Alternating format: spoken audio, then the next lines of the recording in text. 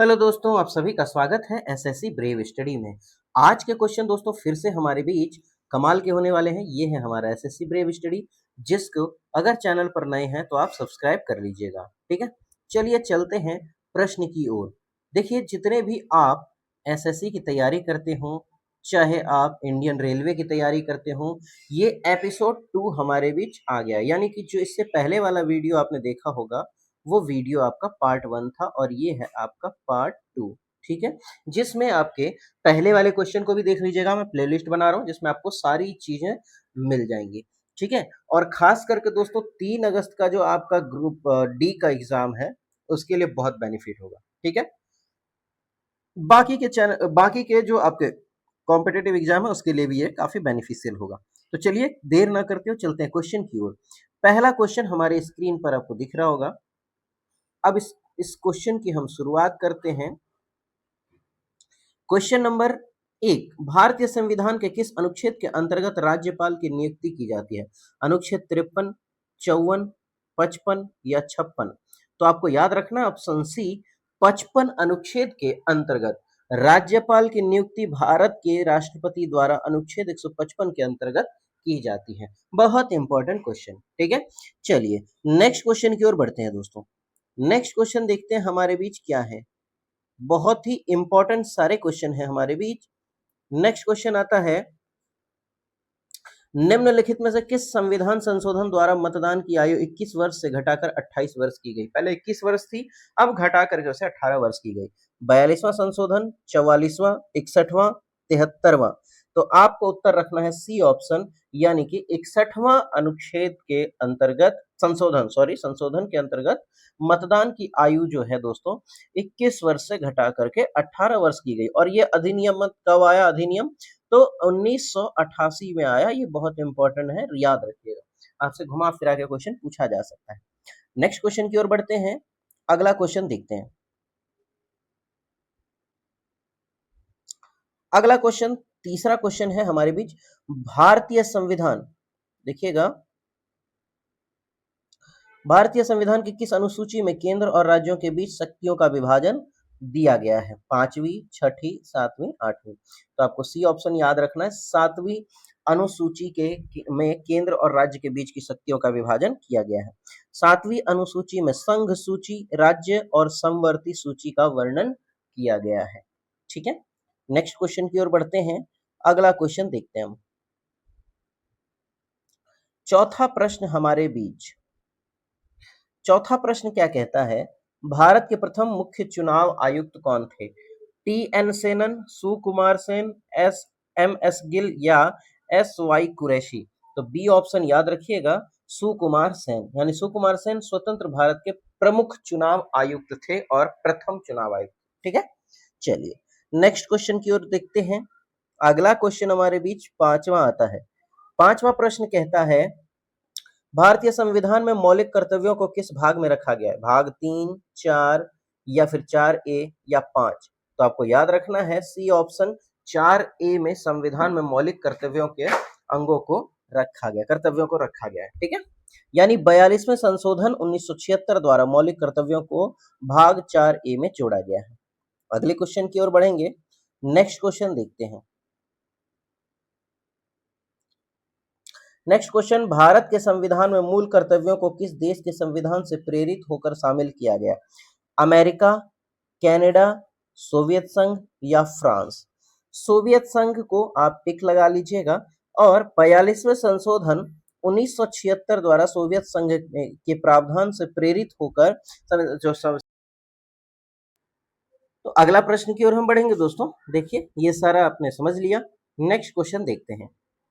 7वें प्रश्न की ओर हम बढ़ चुके हैं। 7वां प्रश्न हमारे बीच कहता है कि भारतीय संविधान की प्रस्तावना में हम भारत के लोग शब्द किस सिद्धांत को दर्शाता है? संघवाद को, जनसत्ता, नगरपालिका, न्यायपालिका की स्वतंत्रता या धर्मनिरपेक्षता? तो याद रखिएगा, पॉपुलर सोवेरेनिटी यानी जनसत्ता को जो है करता है। ठीक है, अब इसका अर्थ है कि संविधान की शक्ति भारत की जनता से ही प्राप्त है। अगले प्रश्न की ओर बढ़ेंगे। बहुत इंपॉर्टेंट क्वेश्चन सब हैं, सब बने रहिएगा चैनल के साथ। अगला प्रश्न हमारा 8वां देखते हैं। 8वां प्रश्न कहता है, भारतीय संविधान में कितने प्रकार की आपातकालीन व्यवस्थाएं हैं? 2, 3, 4 या 5? तो आपको याद रखना है बी ऑप्शन, यानी कि 3 आपातकालीन जो है व्यवस्थाएं की गई हैं। ठीक है, राष्ट्रीय आपातकाल, राष्ट्रपति शासन और वित्तीय आपातकाल, कुल 3 प्रकार की आपातकालीन व्यवस्थाएं हैं। ये भी याद रखिएगा, बहुत इंपॉर्टेंट है। एक्सप्लेनेशन इसीलिए दे देता हूं मैं ताकि आपका एक क्वेश्चन में 3 क्वेश्चन निकल के आ जाए। ठीक है, ये भी पता चल जाएगा। चलिए अगला क्वेश्चन देखेंगे।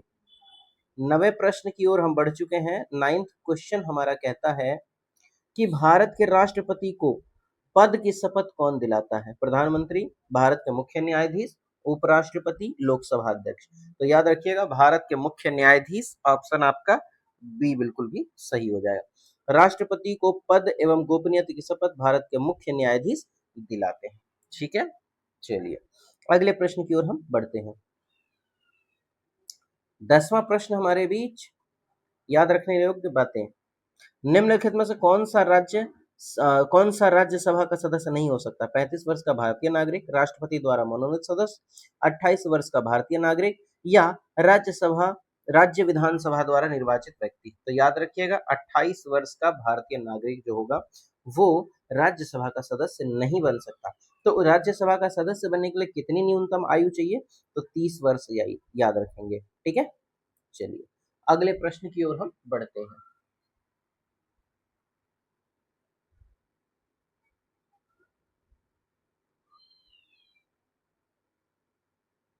आते हैं 11वां प्रश्न। भारतीय संविधान के किस अनुच्छेद में मंत्री परिषद का उल्लेख किया गया है? अनुच्छेद 72, 74, 76 या 78? तो याद रखिएगा बी ऑप्शन 74 जो है बिल्कुल सही रखिएगा। अनुच्छेद 74 के अनुसार राष्ट्रपति की सहायता एवं सलाह के लिए मंत्री परिषद होगी, ये बात कही गई है। ठीक है, अगले प्रश्न की ओर हम बढ़ते हैं। 12वां प्रश्न हमारे बीच क्या कहता है? 12वां प्रश्न देखते हैं।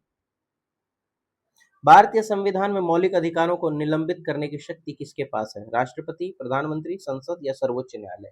तो यहाँ याद रखिएगा राष्ट्रपति आपका उत्तर बिल्कुल भी सही हो जाएगा।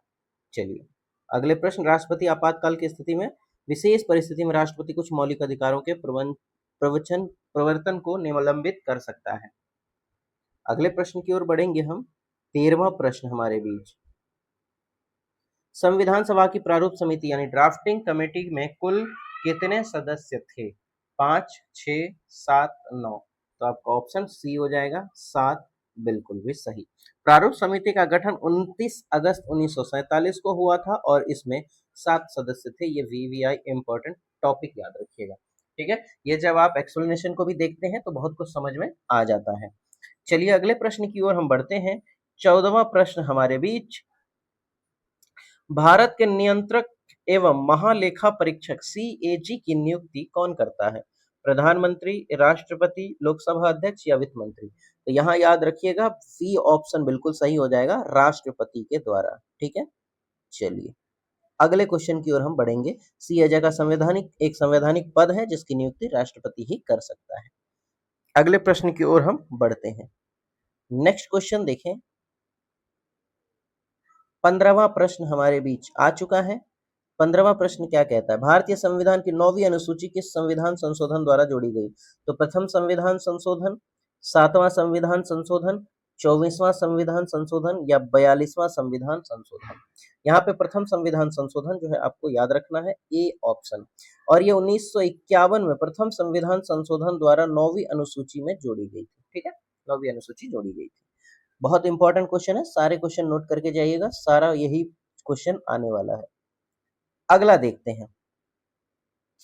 भारतीय संविधान के किस अनुच्छेद में राष्ट्रपति को क्षमा यानी पदोन्नति देने की शक्ति प्रदान है? 72, 73, 74 या 75? तो याद रखिएगा ऑप्शन ए आपका बिल्कुल सही है। अनुच्छेद 72 में क्षमादान देने की शक्ति राष्ट्रपति को है।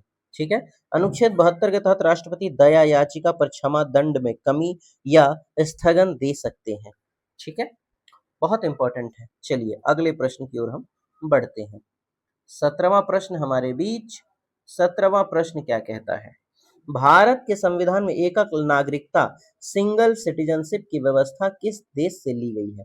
ब्रिटेन, अमेरिका, कनाडा या ऑस्ट्रेलिया? तो यहाँ आपको बी से ब्रिटेन याद रखना है। ब्रिटेन में से ही ली गई है एकल नागरिकता, सिंगल सिटीजनशिप। ठीक है, भारत में केवल एक ही नागरिकता होती है और यह व्यवस्था ब्रिटेन से प्रेरित है।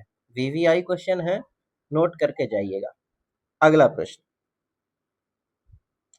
18वां प्रश्न हमारा कहता है कि भारतीय संविधान के किस भाग में संघ एवं राज्यों के बीच संबंधों का वर्णन है? 9, 10, 11, 12। तो यहाँ याद रखिएगा सी ऑप्शन हो जाएगा, 11 में इस बात का वर्णन है। ठीक है, अनुच्छेद 11 अनुच्छेद 245 से 63 में संघ और राज्यों के विधायी एवं प्रशासनिक संबंधों का वर्णन है। एक्सप्लेनेशन को जरूर नोट कीजिएगा, क्योंकि इसको अगर आप नोट करते जाते हैं तो आपका बहुत बेनिफिट होगा। चलिए नेक्स्ट क्वेश्चन की ओर बढ़ते हैं। 19वां प्रश्न हमारे बीच, 19वां प्रश्न देखते हैं क्या होता है।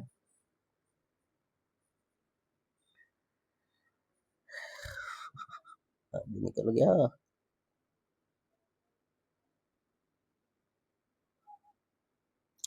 तो 19वां प्रश्न देखिएगा, निम्नलिखित में से किसे संविधान सभा का यानी संविधान का मिनी संविधान कहा जाता है? 24वां संशोधन, 42वां संशोधन, 44वां संशोधन या 52वां? तो 42वां संशोधन बी याद रखिएगा। 42वां संशोधन जो है 1976 में हुआ था और सबसे व्यापक संशोधन था, इसलिए इसे मिनी कॉन्स्टिट्यूशन कहा जाता है। ठीक है, अगले प्रश्न की ओर हम बढ़े, एकदम फटाफट खींच रहा हूं ताकि आपका टाइम वेस्ट ज्यादा ना हो। संविधान के किस अनुच्छेद में भारत को राज्यों का संघ कहा गया है? 1, 2, 3, 4, किसमें? तो याद रखिएगा ए ऑप्शन 1 में कहा गया है ये बात। ठीक है, अनुच्छेद 1 के अनुसार India that is Bharat shall be a union of state कहा गया है। ठीक है, चलिए अगले क्वेश्चन की ओर हम बढ़ रहे हैं। 21वां प्रश्न हमारे बीच आ चुका है। भारतीय संविधान के अनुसार लोकसभा का सामान्य कार्यकाल कितना होता है? 4 वर्ष, 5 वर्ष, 6 वर्ष, 7 वर्ष? तो याद रखिएगा 5 वर्ष इसका कार्यकाल होता है। ठीक है, लोकसभा का सामान्य कार्यकाल 5 वर्ष का होता है जब तक कि उससे पहले भंग न कर दिया जाए। ये पॉइंट भी इंपॉर्टेंट है जिसे आपको नोट करना आवश्यक है। अगला देखते हैं 22वां प्रश्न। हम 22वां प्रश्न हमारे बीच बहुत इंपॉर्टेंट हो सकता है। भारतीय संविधान की कौन सी अनुसूची दल बदल विरोधी कानून एंटी डिफेक्शन लॉ से संबंधित है? 8वीं अनुसूची, 9वीं अनुसूची, 10वीं अनुसूची या 11वीं अनुसूची?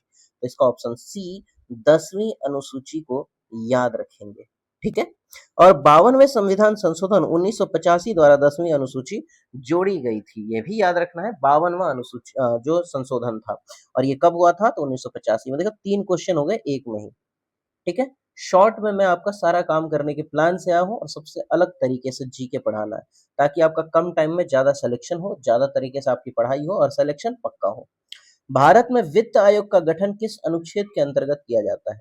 अनुच्छेद 70, 80, 90 या फिर 300? 270, 280, 290 या 300? तो 280 बी ऑप्शन याद रखिएगा। प्रत्येक राष्ट्रपति प्रत्येक 5 वर्ष में वित्त आयोग का गठन करते हैं, ये वीवीआई इंपॉर्टेंट। ठीक है, चलिए अगले क्वेश्चन की ओर हम देखते हैं। 24वां प्रश्न हमारे बीच क्या है? 24वां प्रश्न भी बहुत इंपॉर्टेंट है। भारत के न्यायवादी यानी अटॉर्नी जनरल ऑफ इंडिया की नियुक्ति कौन करता है? प्रधानमंत्री, राष्ट्रपति, मुख्य न्यायाधीश या संसद? तो बी ऑप्शन रखिएगा याद, राष्ट्रपति। महान न्यायवादी भारत सरकार के सर्वोच्च विधिक अधिकारी होते हैं और उनकी नियुक्ति राष्ट्रपति करते हैं, ये भी इंपॉर्टेंट पॉइंट है। चलिए नेक्स्ट क्वेश्चन की ओर बढ़ रहे हैं और लास्ट क्वेश्चन की ओर हम बढ़ रहे हैं। निम्नलिखित में से किस संविधान संशोधन द्वारा नगर पालिकाओं को संवैधानिक दर्जा दिया गया है? 42वां संशोधन, 44वां, 73वां या 74वां? तो डी ऑप्शन याद रखिएगा, 74वें संशोधन में। 74वें संविधान संशोधन अधिनियम 1992 में हुआ था, याद रखिएगा, द्वारा नगर पालिकाओं को संवैधानिक दर्जा दिया जाता है। मुझे उम्मीद है कि मैं एकदम अलग तरीके से इंपॉर्टेंट क्वेश्चन लेकर आया, जो आपको बहुत अच्छा लगा होगा। कम टाइम में, जैसे 25 क्वेश्चन लेके आओ तो 25 का आपको 3 गुना आपको बेनिफिट मिला है। 75 क्वेश्चन आपने 25 जो क्वेश्चन में ही कर लिया, क्योंकि एक्सप्लेनेशन में बहुत चीज दे रखा है मैंने, जो आपके एग्जाम के पर्पज से बहुत इंपॉर्टेंट है, क्योंकि अब टाइम आपके पास कम है और कम टाइम में आपको कम में बहुत ज्यादा पढ़ना है। ठीक है, उम्मीद करता हूँ वीडियो अच्छी लगी है। लाइक शेयर सब्सक्राइब जरूर कर दीजिएगा, और जो नए हैं तो सब्सक्राइब कर दीजिएगा, शेयर जरूर कीजिएगा, और कोई और टॉपिक पर आपको वीडियो चाहिए तो मुझे कमेंट बॉक्स में कमेंट कर दीजिएगा, मैं उस टॉपिक पर वीडियो बना दूंगा। ठीक है, मिलते हैं अगली वीडियो में, तब तक के लिए जय हिंद, जय भारत।